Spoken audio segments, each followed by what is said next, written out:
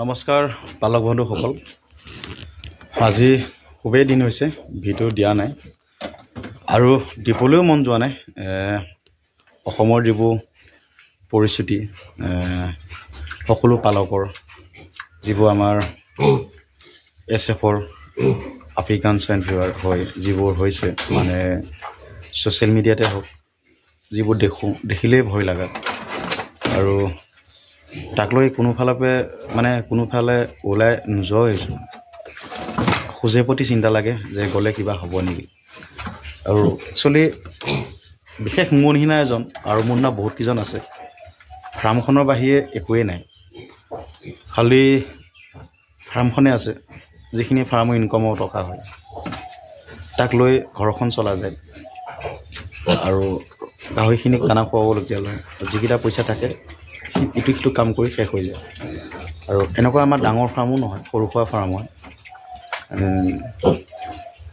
এইবোৰ চিন্তাতে মানে কৰিম উপায় নাইকিয়া হৈছে আৰু কিবা এটা নহয় হৈ গ'লে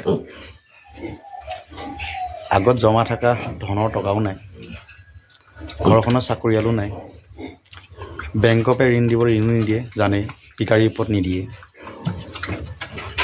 কৰিবলৈ ৰাস্তা নাই আৰু তাক লৈ দিন ৰাতি চিন্তা হৈ থাকে বহুতখিনি নিজে কষ্ট কৰিছোঁ ৰাতিপুৱা 5টা বজাতে ধৰি ৰাতি 11টা লাগে মাজতে দুপৰীয়া ভাত খাই চাই অলপ 1-2 ঘণ্টা ৰেষ্ট কৰোঁ তাৰপৰা কামতে থাকোঁ ব্যস্ত এতিয়া ফাৰ্মতে আছোঁ চাফ চিকুণ কৰি ভিডিঅ' এটা বনাওঁ বুলি বনাইছিলোঁ বনাবলৈ মনো নাযায় তো পালক সকলৰ আগত দুই এষাৰ মনৰ কথা কওঁ ইমানখিনি কষ্ট কৰি বহিয়া য'ত আজি 10 বছৰকে থাকি আহি কিবা এটা ইনকমৰ পথ বাচিলোঁ আৰু এনেকুৱা পৰিস্থিতিত কাৰ ভয় নালাগে আপোনালোকে নিজে ভাবক সকলোৱে ভয় লাগে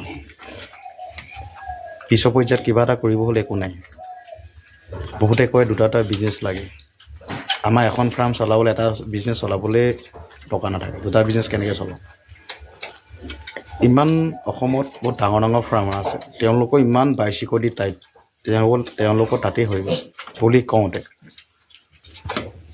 আমাৰ নিচিনা ফাৰ্মটো জেনেৰেলি তেওঁ যিমানখিনি পাইছোঁ নেট মাৰি ৰাখিছোঁ মহ মাখিটো নিবাৰণ আপুনি কৰিব নোৱাৰে যিমানেই নকৰক সেইটো সোমাবই চৰাই চিৰিকটি অলপ নিবাৰণ কৰিব পাৰোঁ কিন্তু মহ মাখি সোমাবই যিমান আপুনি নেট মাৰি নাৰাখক এটা পাকা ঘৰতো মহ মাখি সোমায় আপুনি গোটেই ৱাল ফিলাপ কৰি ৰাখিলেও সোমায় বুলি কওঁতে এখন ফাৰ্মত যিমানে নেট নামক সোমাবই আৰু তাক লৈ বহুত ভাল লগা নাই দুখিত আৰু আমাক বেছিকৈ বৰবাদ কৰিলে বেপাৰীবোৰে বৰবাদ কৰিলে কম দামত বস্তুবোৰ নি কম দামতে বেচিছে য'তে য'তে বস্তু পেলাইছে কালি শুনামতে 100 টকা কেজি বেচিছে তে মন কওক যিখিনি বেচিলে 100 টকা বেচিব নোহোৱাখিনি তেওঁলোকে ক'ৰবাত পেলাই থৈ যাব আৰু এইটো এটা ভাইৰাছ এনেকুৱা ভাইৰাছ আপোনাৰ গাহৰি বাহিৰে বেলেগ ক'তো নালাগে কৰোণা ভাইৰাছটো যেনেকুৱা একজেক্টলি এই ভাইৰাছটো তেনেকুৱাই তাক লৈ দিনটোত কোনোবাফালে যাব হ'লেও আহি গা ধুওঁ ঠাণ্ডা ছিজন নিজৰ গাটো ভাল নহয় ইমানখিনি কষ্ট কৰি গা ধুওঁ কৰোঁ তাক লৈ বহুত ভাল লগা নাই আৰু আজি কালি পৰহি এটা মই ভিডিঅ' পাইছিলোঁ ফেচবুকত তেওঁ বহিয়াগতত কাম কৰি আহি ফাৰ্মখন চলাইছিলে 2 বছৰ হৈছিলে আকৌ তেওঁ এনেকুৱা বেমাৰ হ'ল তেওঁ নিজে নিজৰ পেজত কৈছে আকৌ তেওঁ পুনৰ বাহিৰলৈ গৈছে যিসকলে বাহিৰত থাকি ঘৰত আহি কিবা এটা কাম কৰে তেওঁলোকে জানে বাহিৰত কিমান কষ্ট একচুৱেলি মই নিজে থাকি আহিছোঁ যিমানখিনি কষ্ট কণ্ট্ৰেক্ট ঠিকাদাৰ আণ্ডাৰত কাম কৰিব লাগে সেয়াত তেওঁলোকৰ কথা শুনিব লাগে জানো ইমানখিনি কষ্ট তাক লৈ আমাৰ বিশেষ এতিয়া যিখিনিতো হৈ আছে আৰু আমাৰ অসম চৰকাৰে এটাই টাইট কৰিব লাগে বেপাৰীবোৰক বিশেষ টাইট কৰিব লাগে আৰু তেওঁলোকে অসমত এটা সময়ত গাহৰি বুলিব নাইকিয়া হৈ যাব যিখন বজাৰ পথাৰ আমাৰ সেই বজাৰখন এতিয়া বহিয়াগতে লাহে লাহে টানি লৈ যাব আৰু আমি নিজৰ জেগাত আমি নিজে তেওঁলোকৰ লগত কাম কৰিব লাগিব তেওঁলোকৰ আণ্ডাৰত সেনেকুৱা হ'ব গৈ আছে তাক লৈ চৰকাৰক এটা আহ্বান কৰিছোঁ আমাৰ হেমন্ত বিশ্ব শৰ্মা ডাঙৰীয়াক, যাতে এই বেপাৰীবোৰক আপোনালোকে চকু দিয়ে, নজৰ দিয়ে, যাতে অনাগত দিনত যিটো হৈ গ'লতো বৰ্তমান হৈ গ'ল, অনাগত দিনত যাতে এনেকুৱা নহয়, বেপাৰীবোৰে এনেকুৱা যাতে নকৰে।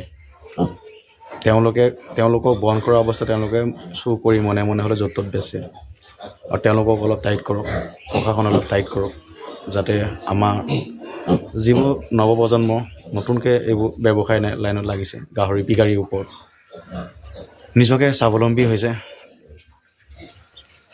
চৰকাৰী চাকৰি নাই, স্বাৱলম্বী হৈছোঁ আমি, তাক লৈ আমাক চাওক গাহৰি পালকৰ ওপৰত। অথবা আমি একো কৰি খাব নোৱাৰিম, আকৌ অনাগত দিনত এই বাহিৰলৈ যাব লাগিব। বহুত মনটো বেয়া লাগে। যিসকলো হৈ আছে ভিডিঅ'বোৰ দেখিলে নিজৰ চকু পানী ওলায়, আৰু নিজে খোজটো দিলেও চিন্তা কৰিব লাগে যে ক'ৰবাত কিবা হ'ব নেকি, হৈছে নেকি। ইমানখিনি ভয়ত আছোঁ, আৰু তাক লৈ আপোনালোকে যিমানখিনি পায় বাইচি কৰি কৰক, তাৰ বাহিৰেতো উপায় নাই।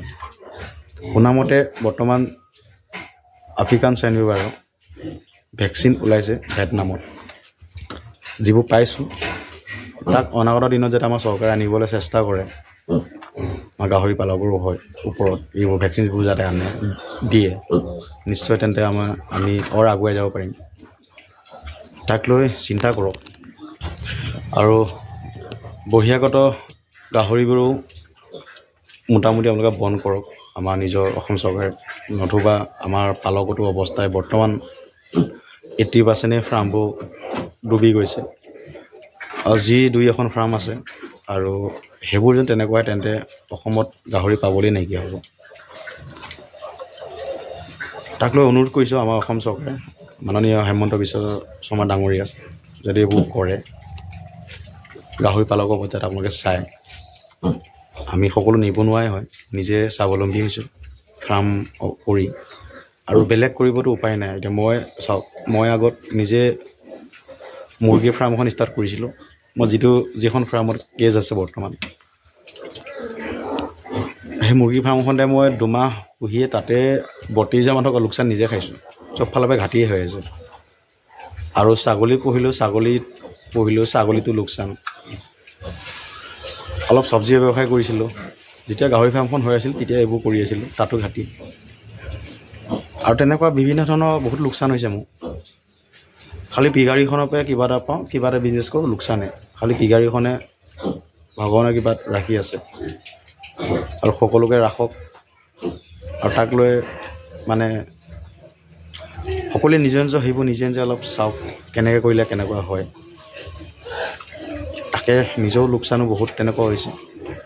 আপোনালোকে পাৰিলে আৰু বেলেগ এটা বিজনেছ কৰিব চালু কৰক, যাতে এটা বিজনেছৰ ওপৰত নচলে। কম পৰিমাণে হ'লেও পিগাৰীটো থকা অৱস্থাটো বেলেগ এটা কৰিবলৈ চেষ্টা কৰক, এটাত মাৰ খালে এটা যাতে পায়, তেনেকুৱা কৰক। নতুবা আমি নিথৰুৱা হৈ যাব লাগিব খালি পিগাৰীবোৰ থাকিলে। যাৰ পইচা আছে তেওঁলোকে কৰক, যাৰ নাই তেওঁলোকে সৰুকৈ আকৌ বেলেগ এটা ষ্টাৰ্ট কৰক, তেতিয়াহে আমি ৰক্ষা হ'ম।